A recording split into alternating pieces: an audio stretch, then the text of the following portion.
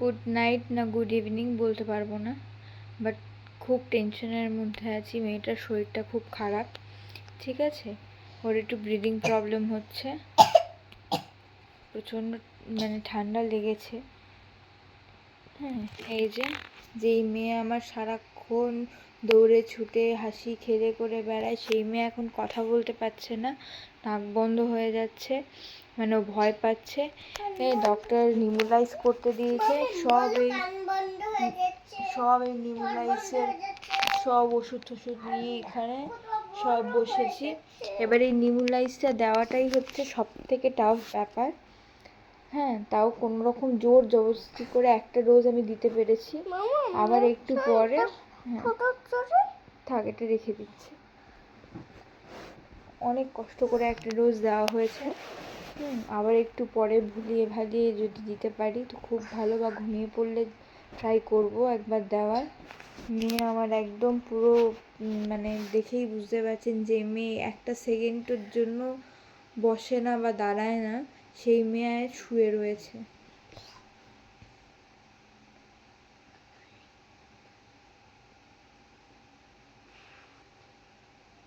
মামা এখানে একটা চেক করো। হ্যাঁ, চেক করছি না, আমার চোখটা চেক করে নি। মেয়ের শরীর খুব খারাপ, আমি জানি না, আশা করছি কালকে ডক্টরের কাছে নিয়ে যাব। ডক্টর আপাতত এমার্জেন্সির জন্য নিউমোলাইজটা স্টার্ট করতে বলেছে, করেছি। এখন মানে নিউমোলাইজ করা মানে একটা যুদ্ধ, অনেক কষ্ট করে একটা ডোজ দিতে পেরেছি, আর একটা ডোজ একটু পরে দেব। এইটুকুনি আপডেট দেওয়ার ছিল। আর আপনারা সবাই একটু প্রে করবেন, উইশ দেবেন যাতে আমার মেয়েটা তাড়াতাড়ি সুস্থ হয়ে যায়।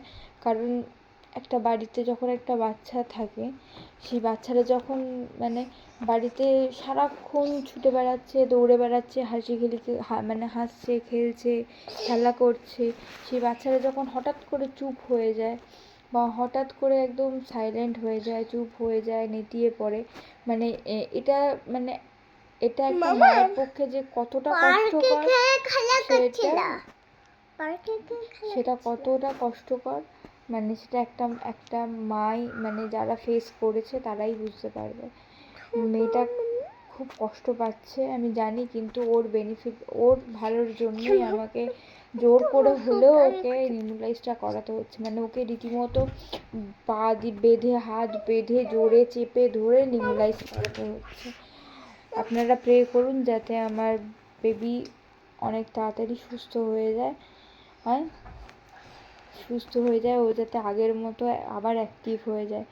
কারণ হট করে একটা হাসি খেলি করে বেরো, সারাক্ষণ এখানে লাফায় ওখানে লাফায় বাদরের মতো, সেই বাচ্চাটা যখন চুপ হয়ে যায় না, তখন আমি ওকে ওষুধ খাওয়াচ্ছি, তাই ও আমাকে ওষুধ খাওয়াচ্ছে। তো সেই মেয়েটা যখন চুপ হয়ে যায় না, তখন মনে হয় যেন কি একটা আমি হারিয়ে ফেলেছি, মানে কি একটা যেন মিসিং হয়ে গেছে।